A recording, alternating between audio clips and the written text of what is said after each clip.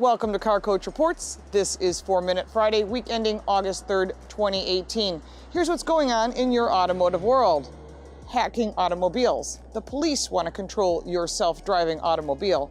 Would you buy a Chinese vehicle? The average cost of a car, and automotive history. Stay right with us.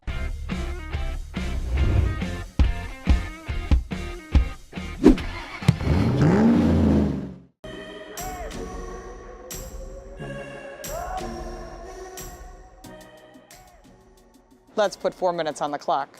Number one, hacking vehicles. If automakers don't take control of the software systems and access to the outside world, hackers are going to get in. This could be a serious problem. Every 1,800 lines of code have some bugs, and out of those, 80% have been found to be security vulnerabilities. The number of potential security vulnerabilities is 5,000 in a connected car and 15,000 in an autonomous car. That is mind-boggling according to cybersecurity experts. Recent hacks made from Fiat, Chrysler, Audi, BMW, Tesla, and Volkswagen vehicles have been a concern, and self-driving cars are likely to have more than 300 million lines of code, roughly 20 times more than the 15 million lines of a Boeing 787 Dreamliner. To prevent hackers from accessing these vehicles, it's really important that automakers are aware that you can access the telematics, the infotainment, the powertrain systems, and automakers need to stop relying on suppliers to give them that information because the code can get out to those hackers. They know how to hack into those systems too. Even though self-driving vehicles are years away, hackers are getting into the building blocks of these vehicles.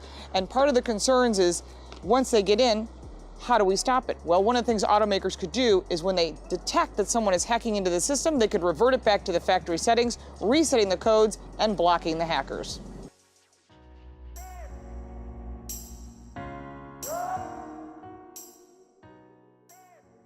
Number two, police would like to take control of your autonomous vehicle. Now, we don't have autonomous vehicles on the road yet, as I've said before, and hacking we just talked about, but one of the things that we're concerned about is if the system gets hacked into, that becomes a real problem. It's not just a regulatory problem with the federal government, you've got insurance problems, we've got hackers now in the system, and if that could cause a lot of accidents. One of the things they're proposing, but it hasn't happened yet, is the police would like to have the ability to shut down the system. That could cause problems as well. So if police take control of the autonomous system, again, they could be hacked as well. Governments get hacked all the time. That could cause cars to crash into each other. People could stop vehicles. There's just so many variables. So besides, as I've said, government regulations, insurance regulations, and no one's going to want to be a part of letting the police take over because who's liable at that point? You got automakers getting involved. The hackers are involved, and we still have weather conditions. So there's a lot of variables that may stop autonomous cars from hitting the road. I don't know if I'm really thrilled about the police taking control of my autonomous vehicle, if I happen to be riding in one or own one. What do you think? Put your comments down below. That's an important issue.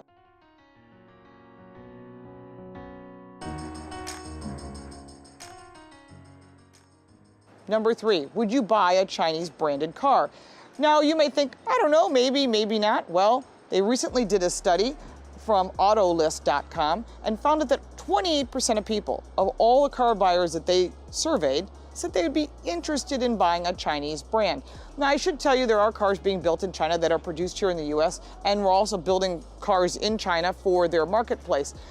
I think that's an interesting question. Would you buy a Chinese vehicle? One of the big concerns is reliability, insurability, maintenance, there's no dealer network. So even if China were to produce cars and bring them to the US tomorrow, we don't have a dealer network, we don't have vehicles coming to you, and of course we need that infrastructure. So it's going to take time, just like any brand coming to this country, it takes time.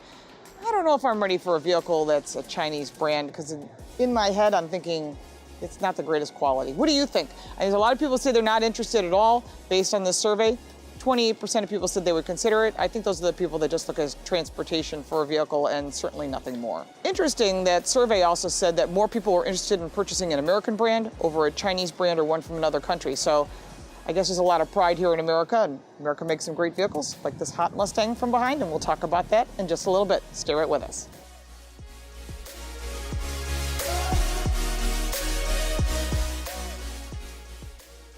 Number four, the average price of a vehicle. Well, Kelley Blue Book just came out with their study for July. The average price of a vehicle is $35,359.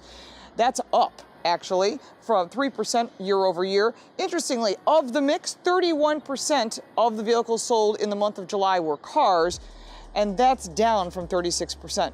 Why? People are buying SUVs and crossovers. You probably have one too. But there's still some great vehicles out there, and if you're looking at a car, this Mustang is pretty hot. We'll talk about that in just a second.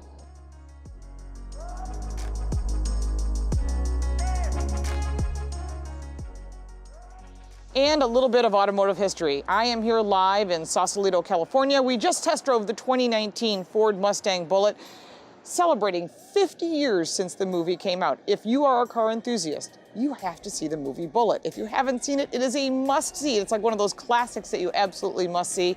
And of course, the star was Steve McQueen, who turned this vehicle, the 2019 Bullitt, again, it was the 1968 car, into a star. And that car is actually here in Sausalito with us. The original owner has it. There's a whole story behind that also, and we've talked about that before, but the original car, there were two of them. One was used as a stunt car. That car was crashed and recently found in Mexico.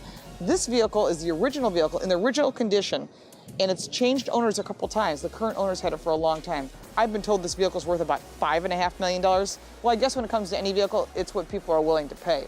Now, other interesting details about this vehicle here, we have a full review on the His Turn, Her Turn page, but I also wanted to let you know that they launched this car at the Detroit Auto Show. We were all very excited to see it because this is the third reiteration of using the Bullitt name. We drove this car. It's got 480 horsepower, top speed of 163 miles an hour, and I couldn't find anything wrong with it. It's got everything you want: creature comforts, technology, and safety.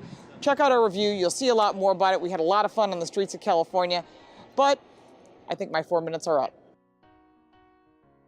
This is what's going on in your automotive world. If you like this video, make sure to check out our other videos. Make sure to like, share, and subscribe. If you do subscribe, hit that little teeny bell next to it. You'll be notified every time we post up either a Car Coach Reports, a 4-Minute Friday, or a His Turn, Her Turn review. Sign up for the newsletter at carcoachreports.com.